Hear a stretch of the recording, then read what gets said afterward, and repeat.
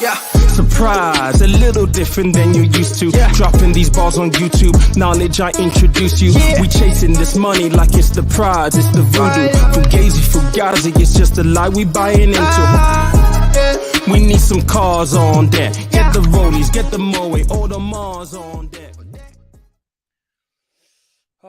Good evening. How are we? How's everyone? Thank you so much for joining me. A couple of things before I get started this evening. First and foremost, I discovered this week that I have two Instagram inboxes. So I have just like the normal one where normal things come through, and I don't understand how Instagram filters what messages go into what. But I found a hidden inbox with just thousands of messages, questions people have messaged me. Some of these going back to 152 weeks or so. And to be honest, it was quite overwhelming because I was like, oh, what is this? So I thought I'd just click on it, and just lo and behold, it was crazy, absolutely crazy. So just a really quick thing at the top of this this live, just to say, look, if you sent me messages, I'm really sorry that I've not replied. I don't know what happened with, I don't know how Instagram determines what goes into the hidden piece and what goes into my main inbox. I need to look into that. But nevertheless, the volume of questions and the emails and the messages are humongous. I mean, there's probably about 2,000 or so. I mean, I'm just scrolling and scrolling and scrolling and scrolling and scrolling. So a lot of them, just some of the ones that I read through, are asking questions specifically around investing in markets and all that kind of stuff. So I need to figure out what I need to do there to kind of either get the questions through into my main inbox. I'm a little concerned that I wouldn't be able to get back to all of those 2,000 anyway. The volume is just too much. And if I spent all that time literally answering people's questions, I would not be able to do anything else. So I also need to figure out maybe a solution for that as well. Is there something that I can do in terms of making a question submission system, maybe, perhaps, and how that actually weighs with time that I need to spend to answer them, so on and so forth. But stay posted with this one. So anyway, thank you so much for joining me. Housekeeping, first and foremost, if you do get value from this session, so this is a finance clinic, you can ask any questions that you like. It could be around mortgages, interest rates, it could be investing, it could be anything, money management, it could be anything. If you're dealing with debt, anything at all, I will literally try to respond to each of the questions with as many practical tips as I possibly can. So if you do get value, make sure, number one, that you smash the like button. And if you are just new coming to this channel, trying to find out what this is all about and trying to find your feet in terms of what we do here, this is kind of what we do. I used to do this every single Sunday about a year ago. I'm bringing this back now because it feels about the right thing to do given where we are right now. So if you haven't already subscribed, please also subscribe. I do have only from where we are right now about 56 and a half minutes. So I've got to jump out at 8 o'clock because I've got a place to be at 8:30. So we're going to give it 56 minutes roughly to answer as many questions as we possibly can. So your time starts now. Pop them in the comments. Just as a heads up, normally when someone's just saying turn up the volume here, 1 second. Normally when I do these sessions, depending on the attendance and stuff, there can be quite a few people that end up turning up and quite a lot of questions. And sometimes it's not always possible for me to get through to all of the questions. So if you do have a question and you're far down, if you've started early with me, you'll probably be fine. But if you are far down, one way that you can actually bump up your question is the super chat. I will notice it because I get an alert. And if you do super chat, attach your question. I will answer that question next. All right. Okay, cool. So let's go with the questions. There aren't that many in here at the moment. So if you do have any questions at the moment around, you might be seeing interest rates. I do actually want to talk about something because I'm going to be posting something on Reels tomorrow morning about this. So I'm having lots of conversations with people where obviously there is no emergency fund in place. And whilst it's not ideal, what some people are looking to do is to utilize maybe an overdraft facility or maybe a couple of credit cards and have that as an overdraft facility specifically. I think it's really important to kind of just maybe, I'm going to offer some practical tips. Purely because credit cards and overdrafts are one of those things that I really, really struggled with. And I understand how it can be soul destroying. So first thing, I think it's really important to understand the evil that you're choosing. What I mean by that is understanding what the interest rates on each of them are. So let's just say you're using an overdraft. Overdrafts are notorious for being quite expensive. I mean, with an overdraft, it could cost you up to 39.9% as an annual percentage rate. And that means that if you are constantly in your overdraft, it's going to cost you quite a bit in terms of overdraft fees.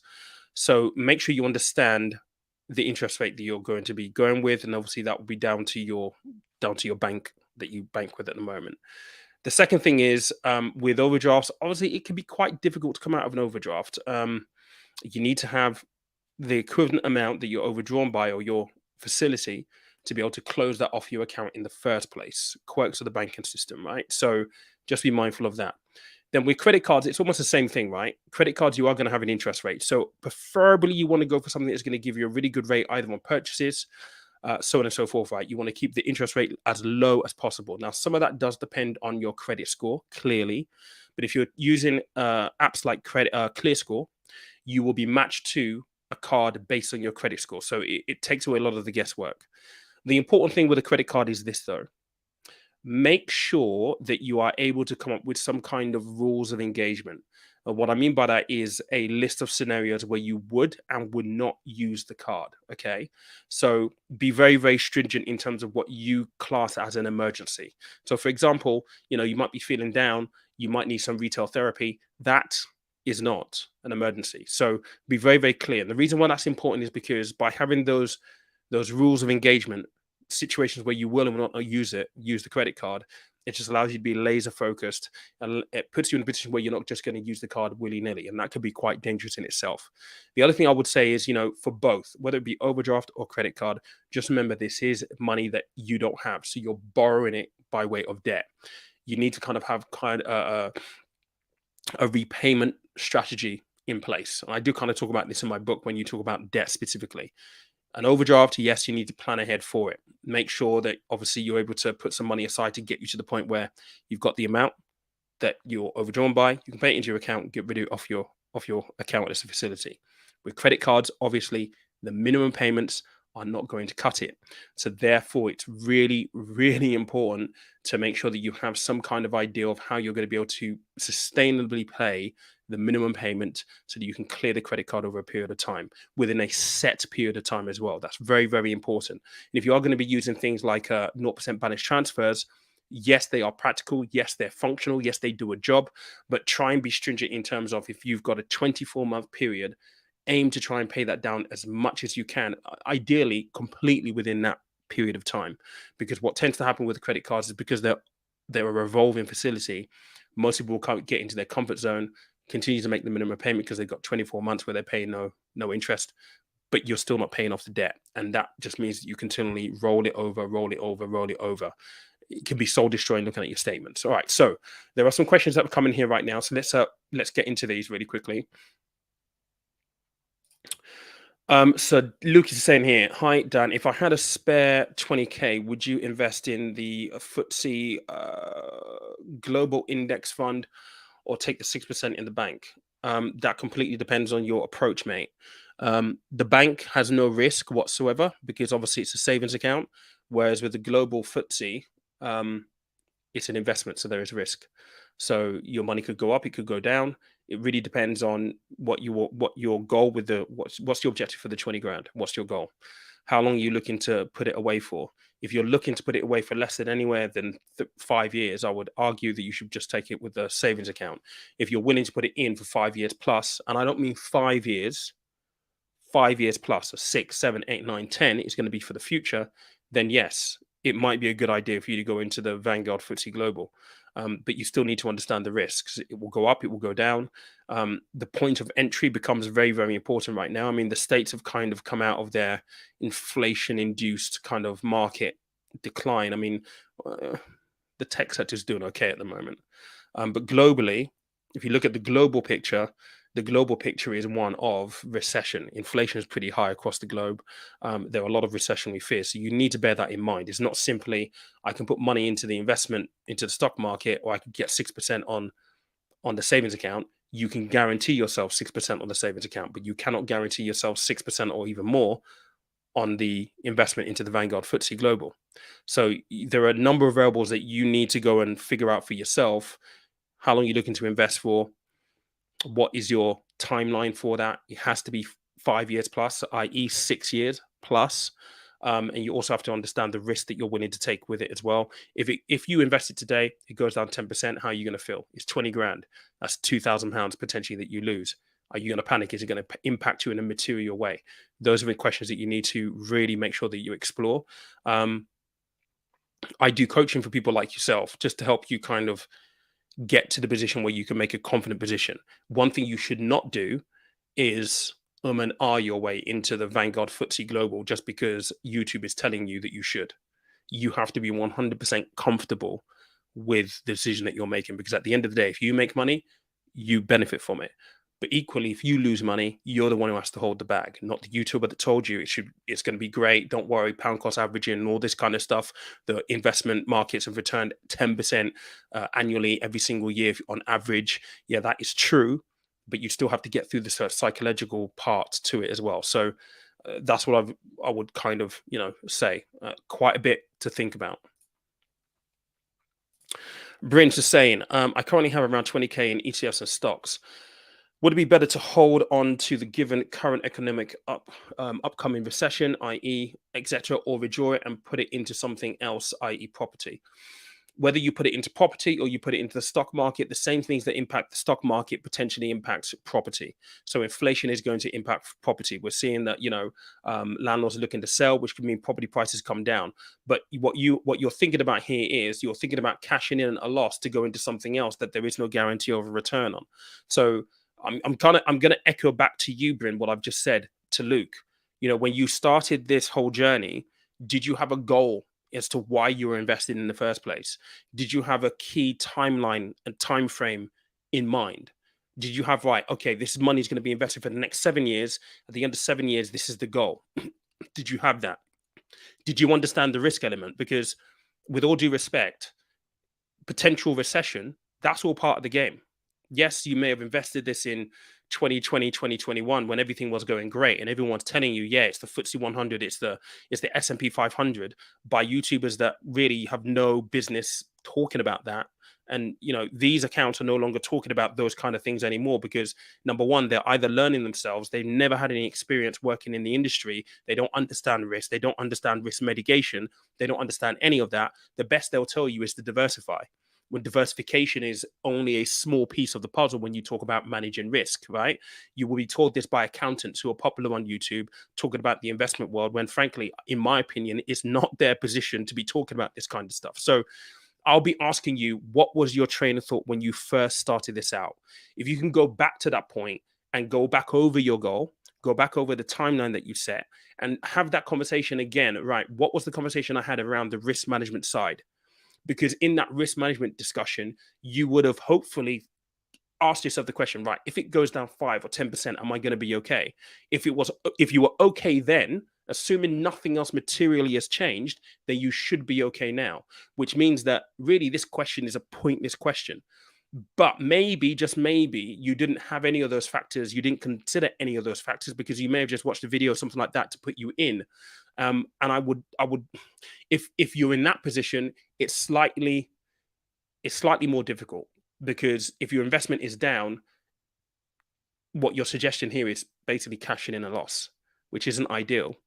But you're thinking about putting it into property, which has equal amount of risk, I would argue. Maybe a little bit less, but it's equal risk. So I can't say you should do X or Z, cash in your investment, or go and put it into property. That's not for me to say, mate. That's for you to decide. But I feel like there'll probably have been some fundamental things that you've missed in the run up to you putting money in. I never like to see people cash in investments at a loss. Although sometimes it is the right thing to do. If things are materially changed, there's a ton of stuff that may have changed that may mean that it's the right thing for you to do. I cannot make that call for you, mate, unfortunately. But I would encourage you, go back over that decision-making process at the beginning. I hope you had one. I really, really hope you had one. Go back over that decision-making process at the beginning and then use that alongside what's happening right now to try and decide. It's a difficult one, mate, and I can't give you clear instruction of you should definitely do this or do that. Elliot, I think the answer whether to leave money in stocks and savings is what is going to help you sleep better at night. Yeah, there is an element to that as well, 100%. But again, you always have to think about that equation when you first started. And this is the thing that frustrates me about uh, investing content on YouTube. They don't talk about the risk element or how, because a lot of it is psychological. It's all I mean, I've coached people, right? I coached a guy 18 months ago who, at the height of all of the stocks going crazy, wanted to put 30K into Tesla stock. And he had a meeting with me, and I said, dude, like, Tesla is extremely volatile.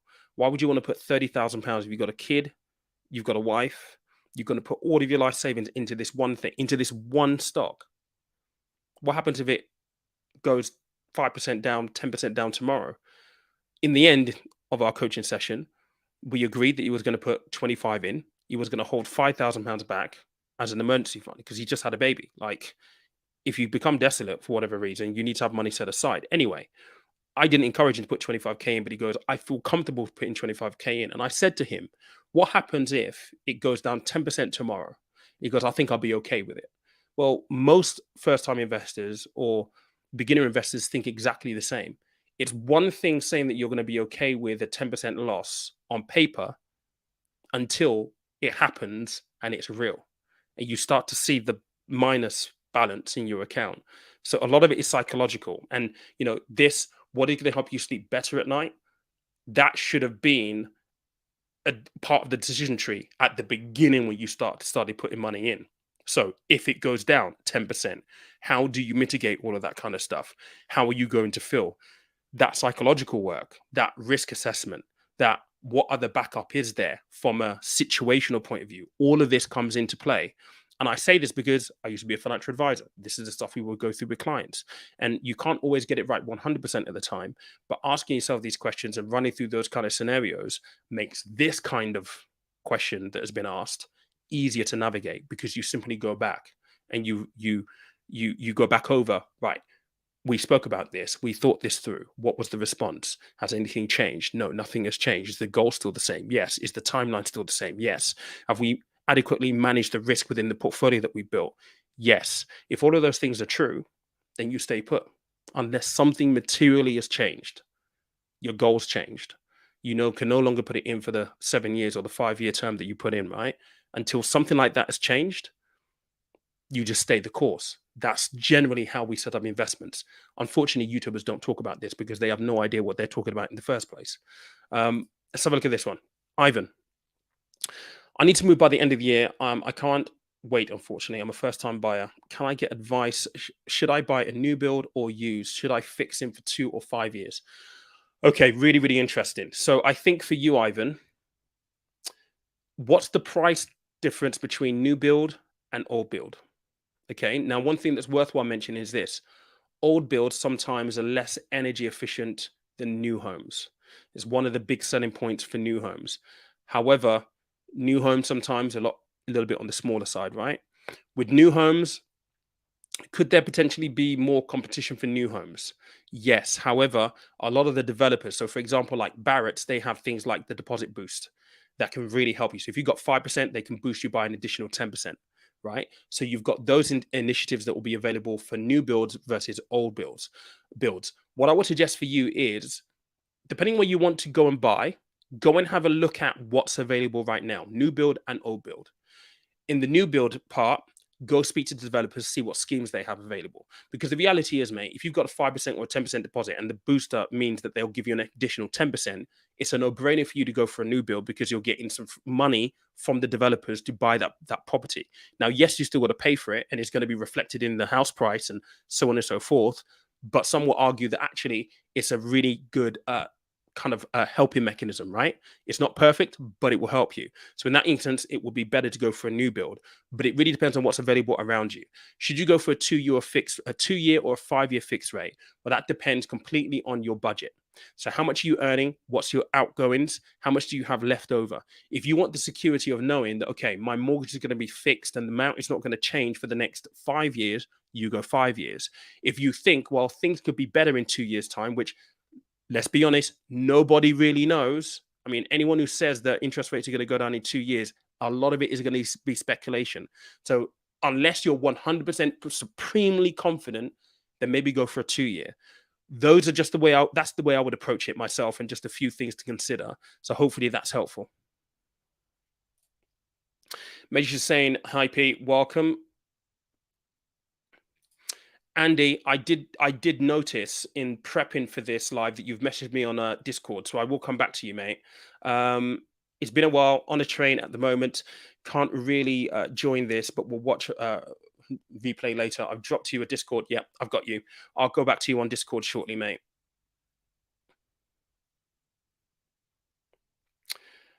Let me just have a look at this quickly. Sorry, 1 second, guys. I'm just trying to find out where I am. Oh, it's a Brent to say here, holding 20 years. Mate, if you're holding 20 years, you're fine. This is a blip. This is like, if you wanted to go from, I don't know, Inverness to Southampton, it's a long ass drive. A long ass drive. This is like you encountering a road with potholes within your first 5 miles.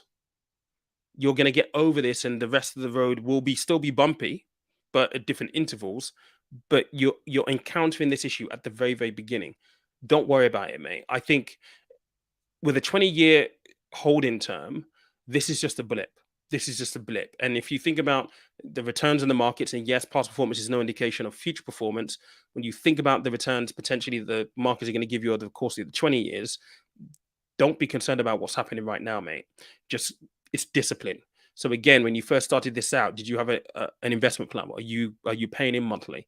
Because look, whilst the values might be going down, if your pound cost averaging in, actually it's a good thing. You're buying more of the units of companies that you're interested in that are in this investment pool at a discount, and that's going to pay dividends over the course of your 20-year time horizon. So, you've got 20 years, mate. You've got a long, long, long way to go.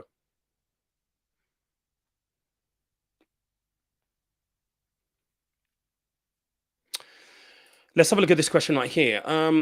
I earned 70K. Is it worth doing salary sacrifice to say 50K to avoid paying more student loan, as the interest rates on it are ridiculous? I'll never pay it off, so may as well minimize how much I pay. I'm trying to think whether you can do a salary sacrifice and pay less on your student loan. I don't have a confident answer to that, mate. Because I'm pretty sure from the student loan, it is once you earn over a certain threshold. And I don't know whether they factor in things like salary sacrifice as a reduction to the amount you pay. I could be wrong, but I don't know. So I can't really answer this with any degree of confidence, because I'm not really that sure on this one, mate.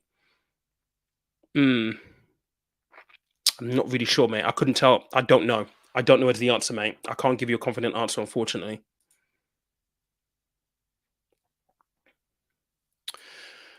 Cedric's just saying here, currently pension everything over 50K, leaving around 38,000 after tax, no mortgage or loan. I max ISAs each year, and I'm working on a maximum premium bonds expense. Yep. Any advice? Expenses 8 to 10,000 pounds per annum. Okay, cool. So your net after that then is what? 28. You're doing 20 into your maximum premium bonds. Maximum you can have in premium bonds is 50K, right? So what's your max? It doesn't matter anyway, because you're going to have a lot of surplus income. Your salary sacrifice and pension, tax efficiency, tax relief on the way in. You're maxing your ISAs 20 grand a year. That's going to build up a potential income pot for you, which will be income free a bit later on. You've got your expenses bang low, like minimal. Mate, I think you're in pretty good shape. I would be maybe asking what you're doing outside of the ISAs and stuff. Because if you're maxing out your pension, well, would you max out pension? Not quite, because you can put 40K in, but that's fine. Could you pay more into a pension? Is it worthwhile? I guess because you've still got a limit on. You've got some headroom on your limit, 40k maximum contribution in. Are you doing any general investment account, like investments outside of your ISAs? Tax efficiency first, obviously. So if you don't need the money, if you can put more into a pension, fantastic, mate. Because I'm just thinking from a tax efficient point of view, you'd go tax efficiency first. But you're in really good shape, mate, and really good position. The fact you got your expenses down as well is awesome. Is awesome.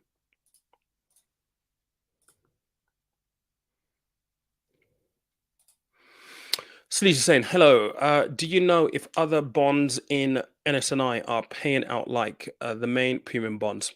Couldn't tell you, mate. Unfortunately, I could not tell you. I mean, the NSI premium bonds are normally on draw, so I don't know what their success rate is. I think they normally publish what the success rate is on the website, so it might be worthwhile checking on their website because oftentimes they will have bulletins on there, but I can't tell you whether they are paying out at the same rate or not. Carly, what's going on? What's going on?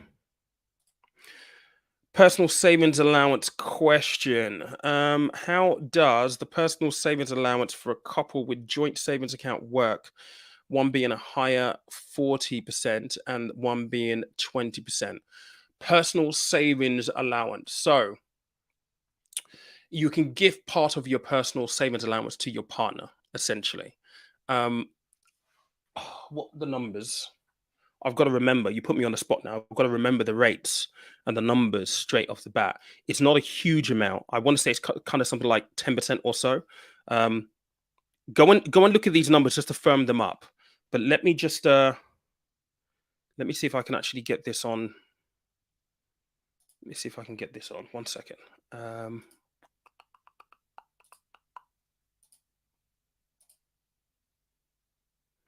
right. Okay. I'm going to scribe this here. Okay.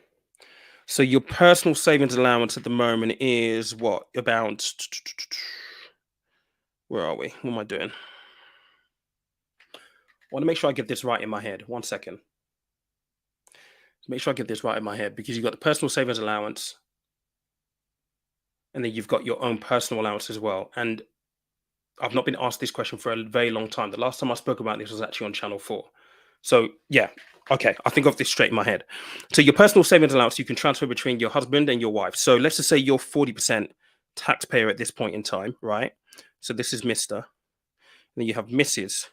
who's on 20%. And actually, I think you have to be under the other threshold because what you don't want to do is you don't want to throw yourself into the 40% threshold. So bearing in mind, you need to understand what the threshold brackets are. And I don't have them to hand here, but it's about 50k roughly before you start going into the 40. So as if your missus say in the 30 bracket, £30,000 bracket, roughly, that's their threshold. What you can do, your personal allowance is what, 12,570, something like that. You can gift, it's about 10% of this. This is the bit that you need to go verify because I can't remember clearly what the actual rate is, but I think it's something around 1,250. You can transfer that to your wife. So what that basically means is that in the scenario where you may have only just entered into the 40% bracket, it will keep you below the 40% bracket into the 20%. And it also gives your missus a little bit more that she can actually earn without increasing her tax threshold, if that makes any sense. It could be quite clever to do, but that in rough detail, that's how it works. It's about 10% of the personal allowance itself you can transfer over to your partner so that they actually pay less tax. And like I said, in some instances, if you are just about creeping over into the 40%, it can keep you within that 20% range as well. But again, just go research that bit right there because that's the number that I can't quite recall clearly. Hopefully that's helpful, mate. You tested me with that one. I haven't spoken about that for months and months and months. Someone's just saying here, hi Pete, how does recession affect bank bonds? And would you recommend, what would you recommend instead? I can't recommend anything, mate. Unfortunately, I can't say to you, go and put your money into this. I can't do that. But if you think about a recession specifically, and a recession is going to mean that from an economic point of view, our output, our GDP is reduced quite significantly. And so when you think about bank bonds are predicated on how much it costs the government to actually borrow money. So the yields and so on and so forth. If you're in a recessionary period, then you could argue that the yields for the bonds, so the yield is essentially how much the government pays to borrow this money. So if the yields are increasing, it means that it becomes a little bit more less attractive to potential investors. It's a difficult one because back in the day you would have things like, when bonds become less attractive, equities become more attractive, and vice versa. And so we've been in this really weird world since 2007, 2008, where a lot of these things don't correlate. Everything's down, everything's horrible, equities are suffering, bonds aren't that attractive either way. And so when you're looking at, yes, investing in the market specifically, I mean, if you think about the role of a bond is kind of this other, it's a safer asset class than equities. You have less volatility within, well, you're supposed to have less volatility in bonds than you do in equities. So whilst bonds will give you a known outcome in terms of, right, this is what the coupon on the bond is, so you kind of know that out front, it allows you to plan within your investment returns or your targets for what the return should potentially be in the future.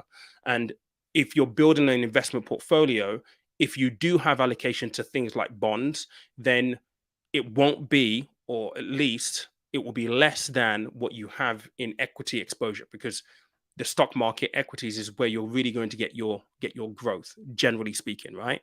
You may have more bonds if you are closer to your investment ending. So let's just say you're investing in the pension, you're looking to retire in 3 years, you're going to have more in bonds than you will do in equities. But generally speaking, you'll have more in equities depending on where you are in your investment cycle. So, a recession will potentially impact bonds. As I said, things are not correlated right now and haven't been correlated for a very, very long time. So it's very, very hard to say, look, equities come down, bonds are going to be more attractive. We used to be able to say that prior to 2007, 2008. These kind of things just don't tend to make sense anymore. And so if you're looking at it from your investment portfolio, I will be doing a full investment portfolio review.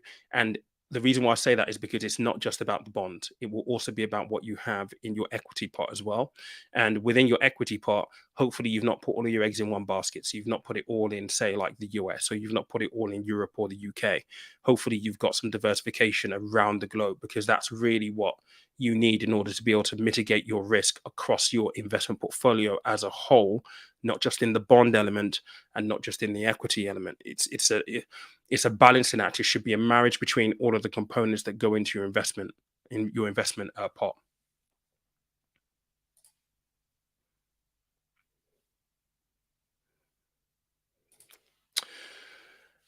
Can you ban Timu ads? I have no idea, mate. Where do you see Timu ads? I've no idea, mate. That's not something I can.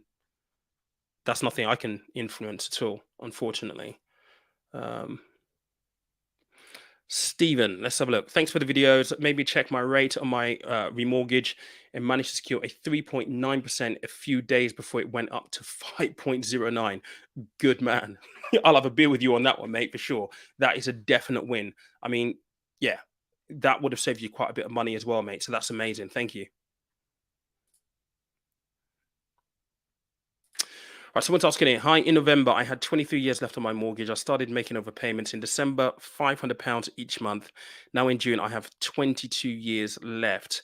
Is this the right strategy to reduce my mortgage quicker? One of the easiest ways to reduce your mortgage quicker is to make overpayments, because it will save you on interest and ultimately on your term as well. So it is going to be a case of literally just persevering and paying down as much as you possibly can over a period of time, unless you have a lump sum that you can use to pay it off in one go. That's probably the most common strategy that people use, because it's easy for them to do, make overpayments every single month to reduce the amount that is owed and the time that is owed over.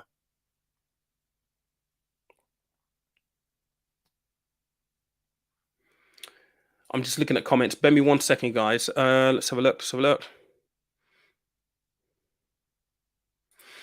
Right, Ivan. Before I answer this, guys, do me a favor. what, 75 of us on here at the moment. We got likes at about 27. It takes about 1 second for you to tap that like button. Just means that other people who may benefit from this will get recommended this stream after we finish this live. So if you could tap that and get that up to maybe like 40, that will be absolutely amazing. Right, Ivan, I live in the Southeast. What's your advice on budgeting your mortgage up to 25% of your take-home pay, or stretching it to 35 to 40%? Look, a lot of people won't have control over that specifically unless, I mean, mm, unless you have, most people who will be able to say, right, my mortgage and my rent is 25% of my income, will probably either be on high incomes or they've got a really, really low rent. So in an ideal world, it's great to have a target that your rent or your mortgage is 25 to 40% of what you earn. But that doesn't seem to be reality for a lot of people now, given the fact that inflation is pushing up rent prices and interest rates are pushing up mortgage rates. And so if you're thinking about this from a budgeting point of view, look, the decisions there are, if you're on a mortgage, is it the right thing for you to actually go for a mortgage right now if you're concerned about it being a little bit over your allocated budget slot? It's one of those things that is so convoluted. It's it's difficult to be able to say, right, it's got to be 20, unless you have a high income, because then you have choice. Then you can shop around and be like, okay, that doesn't mean it, that doesn't mean it. But for most people, they won't have that luxury of doing that. And so what I tend to say to people is this: look, your rent payments and your mortgage payments are what they are. Yes, you've got to be able to afford it, and you're not going to be able to take out a mortgage that is going to be 60% of your earned income if you're just applying for a mortgage now. You'll never pass the affordability test, more than likely. So it's a difficult one, mate, really, to be honest. But I would say, you know, if your mortgage is 30-40% of your income right now, that's what it is. You're going to have to pay that. I would focus on other areas in your budget. So, i.e., the other elements of your essential. So, what you can get away with, Sky subscriptions, those kind of things, broadband cost, maybe negotiating those down as much as possible so you've got the right fit there. But then going into your other pot, right, your non-essential, sorry, where you write down everything that you've got in that non-essentials pot, and then you have a look at, right, what do you need, what do you not need, what can you renegotiate, what 2 or 3 things do you prioritize as essentials in that non-essentials bucket, and try and look at it from that point of view, from a budgeting perspective. Because being able to get it's in an ideal world, you'll be able to get your mortgage to 25%, but I don't know anyone whose mortgage is about 25% of their income right now. I don't know anyone. Most people that I speak to, their mortgage is probably more in the region of about 40, going up to about 50%. And that's pretty nuts. And that's not just in London. I know people outside of London who are still within that region. So it's a difficult one, really, mate.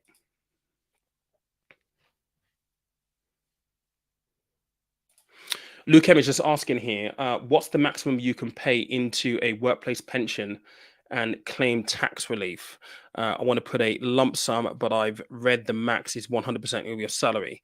Carryover states I must earn at least that. Yes. I mean, look, the maximum you can pay into a pension in your workplace is 40K a year, but you have to be earning 40K. So you can't be earning 20K and put 40K into your pension.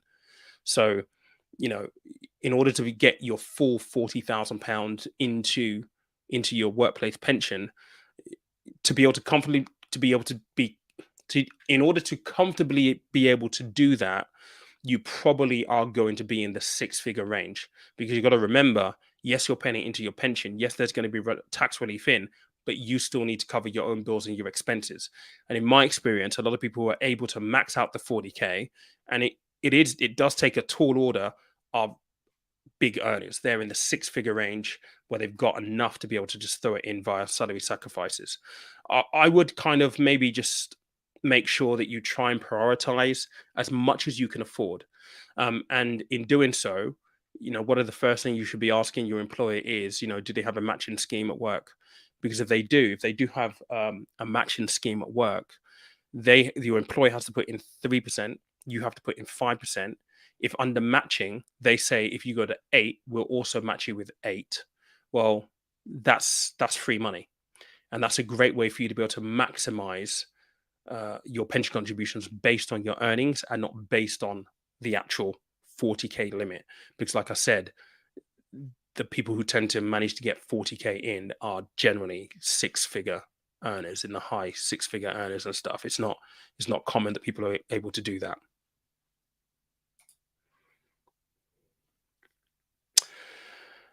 Someone's just asking here, Jester's just asking here, on pensions, it's fine to salary sacrifice, but pretty sure employer not allowed to pay less than minimum wage. You can salary sacrifice. You will always get the option for you to salary sacrifice. You do have to tell your employer though, and it's not about minimum wage. Under auto enrollment, the employer has a minimum that they have to pay in. That's 3% of your qualifying salary. That's the minimum they have to pay in. That's the commitment that they make. So whether or not you have extra on top, i.e. the matching that I just spoken about, will be down to the kind of company you work for, the size of the company. Generally speaking, larger companies will have a matching scheme because they have the capital, the resources to be able to pay in that extra for you.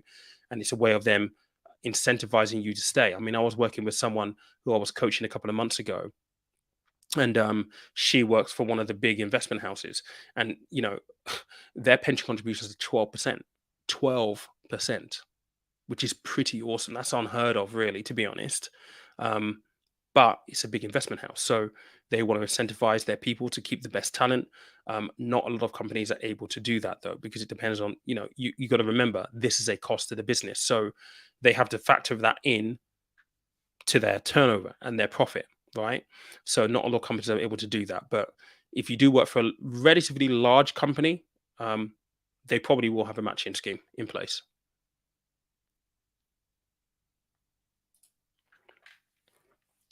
If in a position to pay off your mortgage completely, should you do it? Look, this is a very, very good question. The question is, do you want to? Do you want to? How are you going to feel if you did? That's the real question. Ask yourself that. If the answer to that is, I feel like a weight is off my shoulders, I would be able to sleep better at night. It will give me a different outlook, and I'll be able to pick and choose. It's going to give me a better quality of life. I'll be able to, maybe stop work 5 days a week and maybe do 3 days a week. Or I'll be able to pursue some of my own passions and things that I'm interested in. If the answers to that question of whether you want to or not is that in answer, then that's what. If the answer to it is, I'm not really too sure, I'm quite happy with work, I enjoy what I do in work, I could go and put the money into something else, I could go buy a property, I could have an investment property, I could invest in the market, then maybe, just maybe, you shouldn't. The question of whether you should or not is, I find a lot of the time, is down to the fact that people are at certain places at certain times in their lives. And right now is quite an interesting time as well, because if you think about it, inflation, cost of living, we've been through a lot over the last 2-3 years. So a lot of people are definitely reevaluating what's important to them right now. And for a lot of people, it's like, if I could be debt free, I'll be so much happier. And for those people, this is a no-brainer. But ask yourself, do you want to? And if you did, what is it going to mean? How is it going to change your life? How are you going to feel? If all of the answers are positive, then you should. Webull has launched in the UK. They've tried to hit me up over the last 2-3 years to do a partnership with them. They were supposed to launch in the UK a couple of years ago, but from what I understood, they have this whole thing where they sell the orders that they take to investment houses. So if you remember the GameStop and AMC situation, what was the company? It was the popular one that Graham, Stefan, and Andre Zick were constantly going on about. That's basically what they were doing. They were selling the orders to the investment houses, so the investment houses know exactly the way the market is bet. And that's why there was this whole thing of, you need to stop people from buying AMC and GME, because that's a conflict of interest. That's not allowed in the UK. So it's interesting, if they have just launched, they wouldn't be able to have that as part of their business model. So I'll be interested to see what their product offering is going to look like without that, because they'll have to find a different way to monetize. Because the selling orders to the investment houses is huge money. It's massive, massive money. It's massive money. So it'll be interesting to see what their proposition looks like. I'll be interested to see whether they actually reach out again. I said no originally because I don't know, it just wasn't the right fit at the time. I'm not sure it'll be the right fit now, to be honest. They'll have to be doing something pretty good for me to do any work with them or to review them. But hey, that's good to know. Thanks, Chris. Right, I'm just looking at time, 15 minutes. Thoughts on overpaying monthly on your mortgage versus saving the same amount and doing a lump sum at the end of 2 years, keeping first year back for emergency fund just in case shit hits the fan. Look, I kind of mentioned this on previous lives. It really depends. You need to do the maths. You know, if you overpay on your mortgage, how much you're going to save in interest over the time, how much is it going to reduce your mortgage term by? Equally, if you go and save the money, you don't invest it. Savings accounts are offering rates that are less than inflation, so you're still eroding away your capital. So when you look at the numbers from that point of view, you could argue that potentially you're better off paying off your mortgage because it's going to save you in interest, thousands upon thousands of pounds in interest, arguably more than you could have or earn in a savings account, and it's also shortening your mortgage term. But then you are relinquishing that cash, right? You're not going to have that cash as a cash buffer, where some people don't mind the idea of, okay, I might be losing money on paper due to the lower interest rate versus the rate of inflation, but I've got the cash there that I can call upon if I need it. Some people like that peace of mind that you get with that. And equally, if inflation does kind of come down and things flip on its head, you could be in a position where actually the savings account actually makes you money. Again, how much is it going to make you versus the interest that you'll pay, you'll save on your mortgage, and how much does it reduce your mortgage term by? Those are the key metrics. So I think those are the things to have a look at, mate, and just try and get a sense of understanding for yourself. But again, you know, what is going to feel like the best decision for you? Having the money there, or knowing actually, I've shaved off 2 years off my mortgage. I've saved £11,000 or whatever it might be on my mortgage, on the interest. Some people will like the fact that I've saved so much money on my interest and on the mortgage and I've reduced the term. Other people are not going to care one little bit. So it really depends on, you know, what you feel is going to enhance you and your livelihood, your household, your lifestyle the best. Listen, that's pretty good, Carly. 12% is pretty decent. NHS, NHS is slightly different because NHS is like, it is a government pension essentially. So it's very, very rare in a private pension setup or a defined contribution setup that you'll see double-digit pension contributions from their company. Very, very, very rare.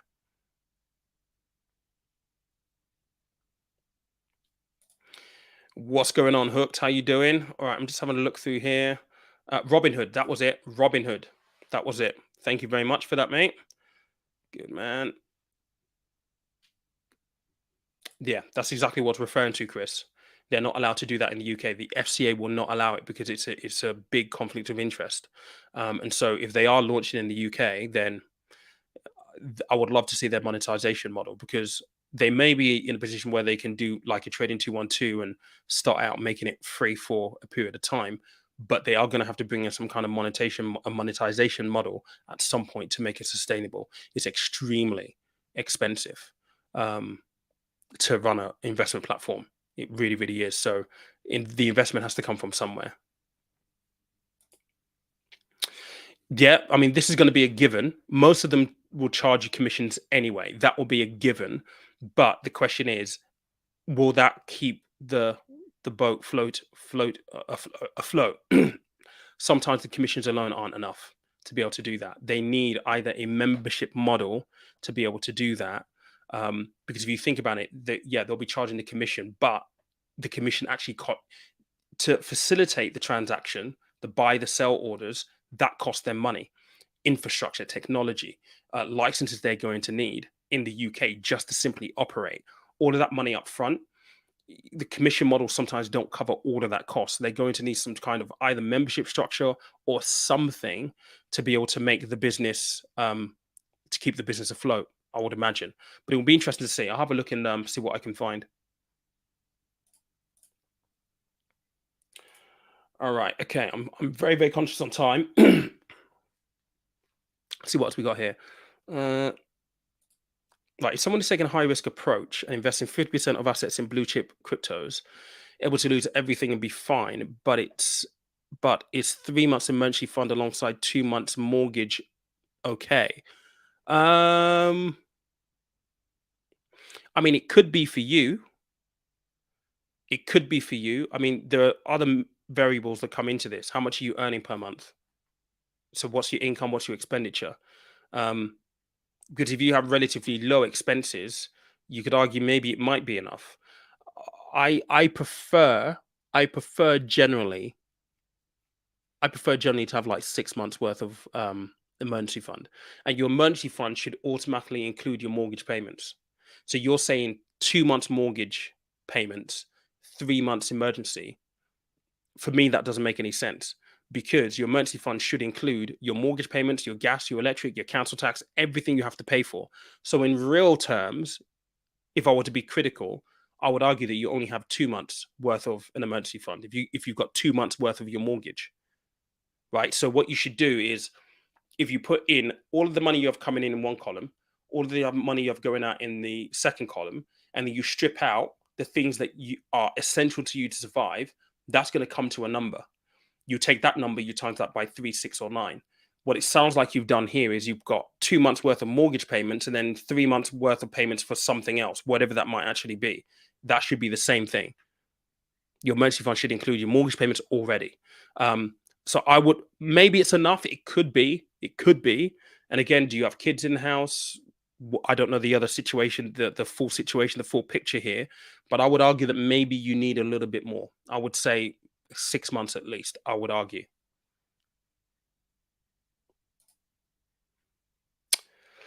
Hey, Peter, at my workplace, my pension is taken out at the same time as my tax, but my employer wants me to pay my pension contributions before I get taxed. If I do that, will I benefit or not? What? Your workplace is taken out at the same time as you, but your employer wants to pay my pension contribution before I get taxed. You should pay pension contributions from your work should be paid before you pay tax anyway. So I'm not really too sure what you mean by that. Because it's taken up before tax. Yeah, I don't really know what you mean here. Maybe you need to provide a little bit of clarification on that. But typically speaking, any pension contribution you make from work is paid before you pay tax. So it means that you get the 25% tax relief, or whatever your tax bracket is. You get the relief because you're paying the contributions before you pay your tax at your relevant tax bracket. So I'm not, maybe provide us a little bit of clarity. That would be great. Yeah. Zero as always here. Smash the like button. Good man. Thank you very much, mate. And that's just a reminder. Look, here's a question here. I think Trading 212 are in trouble. CMC, Invest, Free Trade, Webull, and that's independent brokers or whatever it's called.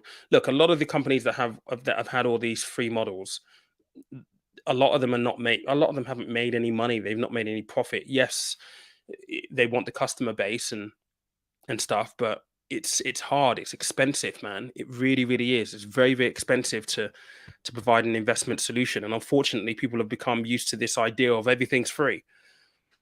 It can't be, because it's never sustainable. And if something is free, you become the product. You become what they sell to other businesses. Order flow, prime example. People were up in arms about it back when they stopped trading for AMC and GME. Back then, everyone went nuts, went mad, but they were enjoying the free facilities within the account. It's like, what do you expect? What do you expect? These companies have to make money somehow, because it doesn't just fall out of thin air. So if you're not willing to pay a fee for something, how do you expect that business to be able to operate? Nothing is free. Everything comes at a cost at some point. And even the companies that have been able to provide it for a period of time, they're struggling because they have to pivot. They've got employees, they've got shareholders, more than likely, private shareholders that they need to satisfy. And so, yeah, look, if you're not paying a fee, you become the product that they sell on. And Chris is saying in the market saturated with trading investment apps, the fact that Trading 212 does not respond in specie, does not support in specie transfer is a red flag, because they don't have the capacity to be able to do it, mate. They haven't got the money to invest in it. I mean, you try, asking any of these companies a question and waiting back for any communication from them. It can be painful. And this is what I always say, and I have said for the last 2-3 years, what everyone's talking about, you should be doing this because it's free and looking at the cheapest option. That's not always the smartest way to go about picking your providers. We've, for some reason, got away from this idea that we need to make sure that they have the right financial capabilities, the financial strength. They've got a customer base, asset under management. They have the expertise to actually do the job that they say they're going to do. All of that has gone out the window. When I was a financial advisor, we had to tick every single one of those boxes. If we're going to put client money with a company, we want to know that they've been there for a very long time. We need to see track records. Like, how have you performed over the last 5 years? Are there any discrepancies? Explain to me why this year you did badly, but in the scheme of things, other companies did well. We want to know why. We want to see whether they have the financial stability. What money do you have behind you? What guarantees can you offer? What skill set? What are your teams like? What's your vision for the future? These are all things that we would have to tick off of a checklist. Have we gone through the due diligence for these companies? Like YouTubers and accountants will just tell you, I'll just pick the cheapest one. It's mad. It's freaking mad. And I've been saying this for years and years and years, and people think I'm just being stupid for pointing things out like that. Like, cost is only an issue in the absence of value. Said it all the time. I worked in Canary Wharf where we sold an extremely expensive pension product, over 2% per annum just for the product. But what did it do? When you invested a pension or a lump sum of money into our pension at the time, if you did 10% in the first year, we guaranteed that 10% return. You would never lose it. If you did 5% the following year, you would never lose that 5% return. If you did a negative year, you do a negative year, but it doesn't get deducted from the positive 15% you made in the first 2 years. That's what people paid for. But YouTube, social media, go pick up the cheapest one. Well, the cheapest ones aren't always the best, because God forbid any of them disappear into the future. God forbid, you get into a situation where they have to introduce things. And Trading 212 has certainly introduced a few things that have been very, very unpalatable. People have had to unwind their portfolios, transfer their portfolios out. It is what it is. It's very expensive. And I think people are now coming around to that realization. All right. One more question here. Chris is just saying here, do you think the UK favors hard work? Why should I, as a young professional, continue to work in a country that punishes success? My work has offered my position in Singapore. What do you think? Look, I think at the end of the day, mate, you in a system that we exist in right now, you've got to pay taxes. And a lot of people have gripes in taxes. What you're referring to there is probably in taxes. Yes, you can go to Singapore. Yes, you can go and maybe pay less tax there. You can go and start a business in Dubai and pay less tax there. But guess what? You need medical insurance in Dubai. You need to pay everything's more expensive, right? I mean, it is only recently, and I'm going to use Dubai as this example, where you can pay your rent monthly. We're used to paying rent here monthly. Like in Dubai, you either pay it in 2 installments, so 2 checks, or 1 check. Think about that. Not monthly, you got to be prepared. You got to have a lump sum to put into it. Broadband's expensive. Food's expensive because everything's imported in, right? You're paying 0 tax, but everything else is expensive. And unfortunately, in the UK, we do have things like the NHS, which is free. And many people will say, the NHS is rubbish. But guess what? If you haven't got any money, you want to go see a doctor, do you really want to be paying £200 a month in insurance premiums? £500 a month in insurance premiums if you have kids in your family? So the system is broken 100% for sure. And I think as a young person, you need to explore the options that are best for you. But it's not always, the grass isn't always greener on the other side, mate. In Singapore, great lifestyle. Great, infrastructure probably. I can't say that I had the opportunity to go work and live out in Singapore. I said no at the time because it just didn't attract me. It wasn't attractive to me. but it's the other things you have to pay for. And yes, we pay high taxes here in this country, and we're not working efficiently at all at this point in time. We're just not. Our system is broken. We do need a overhaul, but the alternative can be even more expensive. And you don't want to be in a situation where, for example, you live in a society where, yeah, it is 0% tax, but if you're at the bottom of the barrel, you're not successful, you're trying to climb up the ladder, you're almost forgotten. That's where taxes, and I guess the system that we have, can be praised, because the idea is at least that the less fortunate get looked after. And that is a cost that wealthy people, successful people, have to pay. A lot of wealthy people don't pay their fair share, some will argue. And I would definitely agree with that to a certain extent. We need to find a way of taxing better in this country, more efficiently in this country. And whether that's from investment properties or investable assets, or just a tax on assets, period, to lighten the burden on other parts of our society, the less fortunate, the middle class, because this is all about social mobility. My parents are dirt poor. My foster parents were poor. I'm lucky that I've been able to move socially and take advantage of social mobility to be where I am right now. But I'm not top 10%. I'm not up there with the Graham Steffens of this world, who are multi-millionaires earning stupid money. I'm not one of those at all. I'm still kind of in this middle class bubble, I think. And it's very, very hard, because even though you make it here, it feels even more difficult. I was speaking to a friend of mine who's on 150 grand a year, but she's got kids. And she's like, I'm struggling to make ends meet. And when you think about that, it's mind-boggling. How can you be on £150,000 a year and still be broke? I'll tell you why. Because her tax bill last year was 60 grand. £60,000 she paid in tax. Now, what did she get for that 60 grand tax bill? Did she get anything better than someone who's maybe earning 20 grand? Who only paid a fraction of what she paid? Did she?